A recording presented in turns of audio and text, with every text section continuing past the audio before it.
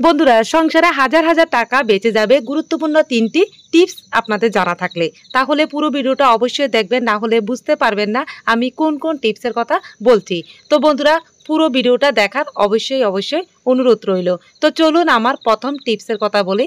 তো অনেক সময় কি হয়, আমাদের পুরাতন মগ বালতিগুলি ফেটে যায়, তারপর এগুলি আমরা ফেলে দিই, কোনো কাজে লাগাই না। তা আমরা যদি একটু বুদ্ধি খাটিয়ে সংসারটা চালাই তাহলে দেখবেন এগুলি কিন্তু আরও অনেক অনেক দিন ব্যবহার করা যাবে। তো বন্ধুরা, সেটা হচ্ছে এরকম মগ বালতি ফেটে গেলে আপনারা কিভাবে ঠিক করবেন।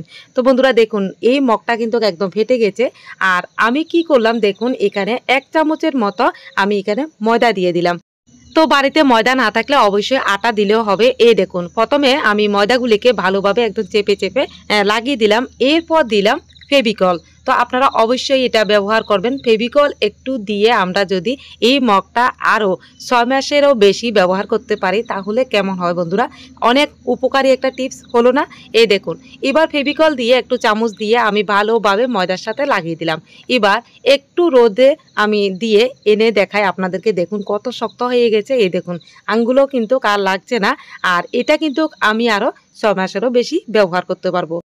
তো বন্ধুরা, হলো না একটা উপকারী টিপস? আমরা কিন্তু এটা ফেলে দিলেও পারতাম, কিন্তু ফেলে না দিয়ে যদি একটু বুদ্ধি খাটিয়ে সংসারটা চালাই তাহলে কিন্তু অনেকদিন এটা ব্যবহারও করতে পারবো আর টাকাও বাঁচাতে পারবো। তো বন্ধুরা চলুন আমার 2 নাম্বার টিপসে। আর এরকম প্রদীপ আপনারা কোনো দিন মুজার মধ্যে পরিয়েছেন কখনো? আমার তো মনে হয় না। তো বন্ধুরা, পুরাতন একটা প্রদীপ মধ্যে আমরা যদি একটা ন্যাপথলিন আর 2 টুকরো আমি লং দিয়ে দিলাম। তো চলুন, এই যে পুরাতন আমি মুজার মধ্যে প্রদীপটা ঢুকাচ্ছি, সেটা দিয়ে কি করব অবশ্যই আপনাদের সাথে শেয়ার করছি। তো চলুন, আমরা গডরেজ শোকেসের মধ্যে কাপড় রাখি, অনেক সময় কি হয় পোকা লেগে যায় কাপড়ের মধ্যে। তো আমরা যদি এভাবে একটা পুরাতন মোজার মধ্যে যদি লং ন্যাপথলিন একটা প্রদীপের মধ্যে বসিয়ে রাখি তাহলে আর তো ধরবেই না। অনেক উপকার হলো না? টিপসটা অবশ্যই জানাবেন।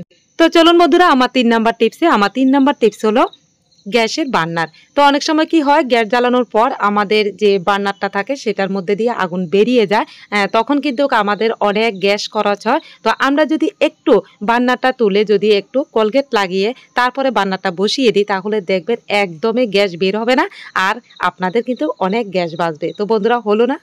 তো চলুন বন্ধুরা, আমার সর্বশেষ টিপস হলো মশা তাড়ানো। শীতকালেও কিন্তু দেখবেন সবার বাড়িতে মশা একদম উপদ্রব সবচেয়ে বেশি, গরমকালে যেমন শীতকালেও একদম একই রকম। তো আমরা যদি বাজার থেকে যে কয়েলগুলি ব্যবহার করি অনেক সময় বাচ্চাদের অনেক অসুবিধা হয়। এই দেখুন, আমরা যদি ঘরোয়াভাবে এভাবে একটা লেবুর মধ্যে 2 টুকরো করে লগ লাগিয়ে এভাবে একটা মোম বসিয়ে আমরা যদি এভাবে ঘরের মধ্যে রেখে দিই, মশা তো থাকবেই না, আর ঘরের মধ্যে একটা খুব সুন্দর একটা লেবুর একটা স্মেল বের হবে। মশা কিন্তু একদম ঘর ছেড়ে পালিয়ে যাবে। তো বন্ধুরা, আপনারা একদম ঘরোয়াভাবে মশা তাড়ান, তাহলে বাচ্চাদের আর কোনো অসুবিধে হবে না, আর বাজার থেকেও কিনতে হবে না। তাহলে হলো না একদম উপকারী টিপ। তো বন্ধুরা, কোন টিপসটা সবচেয়ে বেশি ভালো লেগেছে অবশ্যই জানাবেন। ভালো লাগলে অবশ্যই শেয়ার করে দেবেন। সবাই ভালো থাকবেন, সুস্থ থাকবেন।